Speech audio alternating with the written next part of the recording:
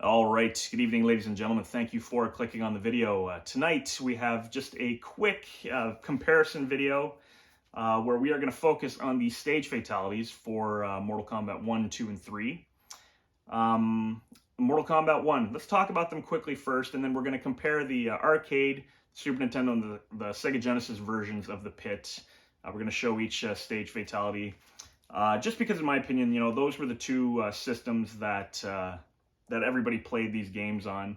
I know they came out for PlayStation 1 eventually, Mortal Kombat 3, and also in Japan, Mortal Kombat 2 and such. But those were close to the arcade for the pit fatalities. So I figured we would just look at the, like I said, the arcade, Super Nintendo, and Genesis, and kind of determine which ones are our favorite. Now, I know most people will just say, well, it's the arcade, obviously. But there were subtle differences with each version. And because of that, I think it would be cool to look at all three, and we could kind of come up with our own conclusion after watching the three of them. Sorry, I'm sucking in a lot of air when I talk here. Anyway, so the original pit fatality in Mortal Kombat 1, remember the first time I saw that in the arcade? I couldn't believe what I was seeing. I thought it was gruesome and violent and brutal. You saw the heads on spikes. One of the heads, I swear, to this day still looks like Jerry Seinfeld to me. And then you had the bodies on the pillars with the spikes. That was cool. Remember the first time I saw it on a home console was the Super Nintendo. Take a look at that. And it was done on the Genesis as well. Mortal Kombat 2 came out, obviously. You had the Deadpool knocking your opponent into the acid. Seeing the skeleton, the bones float up after. Very cool fatality. Then you had the combat tomb, spikes in the ceiling instead of under the bridge. So that was cool. That was different. That was fresh and different at the time. And, a little Easter egg. You hold the two controllers down, your opponent slides off the spikes. Sometimes they'd slide off just on their own, and that was kind of just to show you that this is possible. So that was cool in the in Mortal Kombat 2. And then, of course, you had the Pit 2, which basically switches into third person, I guess. The eyes, it's like, your opponent, or the character looking over the bridge, and you're looking through his eyes at your opponent falling to their demise. But that loud thud and the crack of the bones or whatever, and the splatter of blood in the arcade, that was something awesome to see.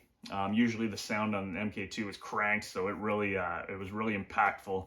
Super cool to watch. We'll take a look at that. Obviously, we're looking at all of them. And then Mortal Kombat 3, you had the subway.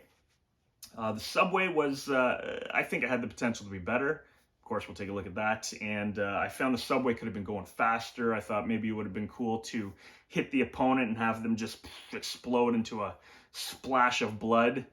But that was still, it was cool when you'd see it. If you didn't get knocked through the ceiling into the city streets above, then you had the opportunity to do that stage fatality. And then we had the Pit 3, which has the rotating saw blades on the bottom there, also where you fight Shao Kahn in MK3. And then you had the bell tower, and that was a cool one because that stage always reminded me of the '89 Michael Keaton, Jack Nicholson Batman movie. The last fight between the Joker and Batman in that bell tower. There was a couple of his henchmen that Batman would fight and throw down the middle of it. So that stage fatality always reminded me of Batman. Still to this day when I see it, I still, in the back of my mind, think Batman. And it's another cool pit fatality, stage fatality. And then we had Ultimate Mortal Kombat 3 came out, and there was one more, which was, in my opinion, very underwhelming, but it was still a stage fatality nonetheless, and you would knock your opponent into the lava of the Hell stage. And, another Easter egg, if you held down high punch on both sides with run on both sides, you would get Dan Forden saying, "Crispy!" which was cool, or you would get, you would get Shao Kahn saying, "Crispy." And I thought that was very cool. So we're going to just look at the stage fatalities back-to-back kind of thing. Quickly give my opinion on which one I think is best. I won't fill your ears with a bunch of talking and stuff. I'll simply say which one I think is the best, and then we will move on. And that is the video for tonight. So Thank you for watching this. Let's get right into these awesome stage fatalities.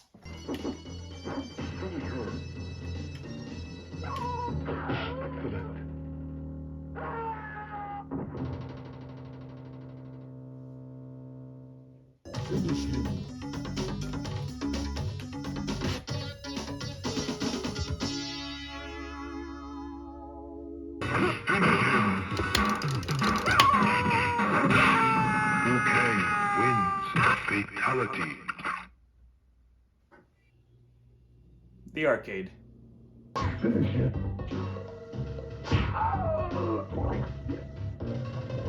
Oh, Johnny Cage wins.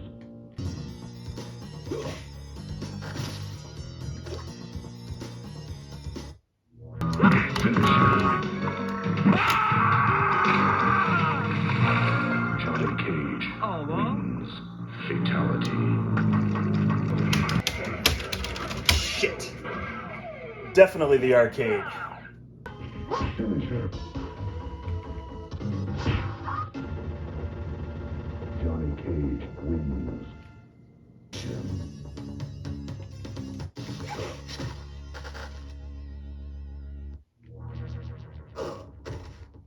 Finisher. Johnny Cage wins. Fatality. Oh, guess who's back?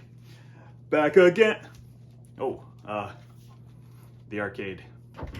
Finish it.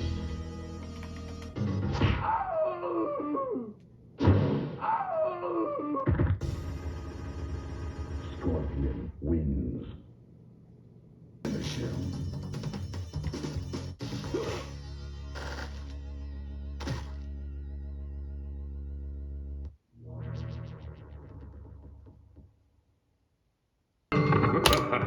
Finish him.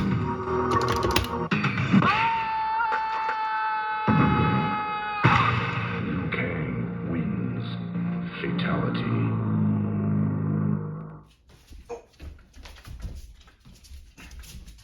Oh, Jesus. Oh, the arcade. Finisher.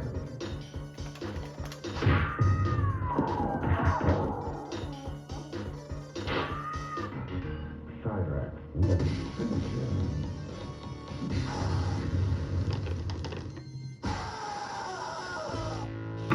Finish him.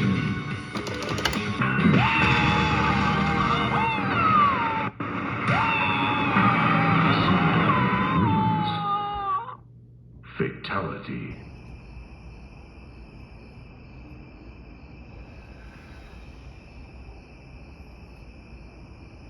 The arcade. Finish him.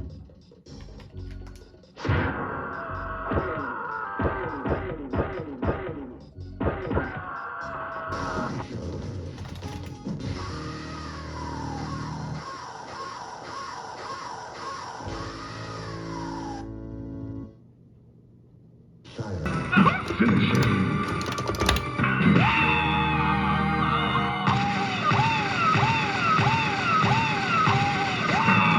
Sub-Zero wins. Fatality. All right, Jax, which one do you think's better? Oh, he says the arcade. There you go, buddy. Finish him.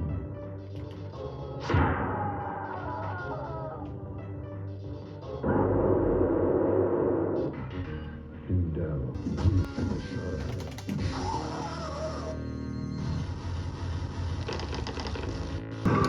Finish him.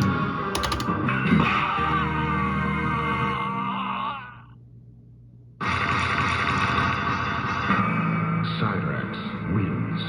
Fatality. Ooh, yeah. The arcade.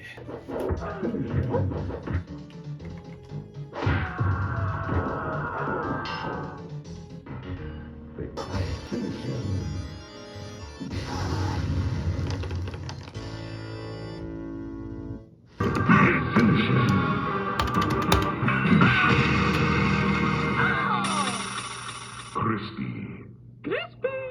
Cabal wins. Fatality. I think the arcade takes the cake on these stage fatalities, so that's my opinion. There you have it. Thank you very much for watching the video, everybody. Enjoy the rest of your day.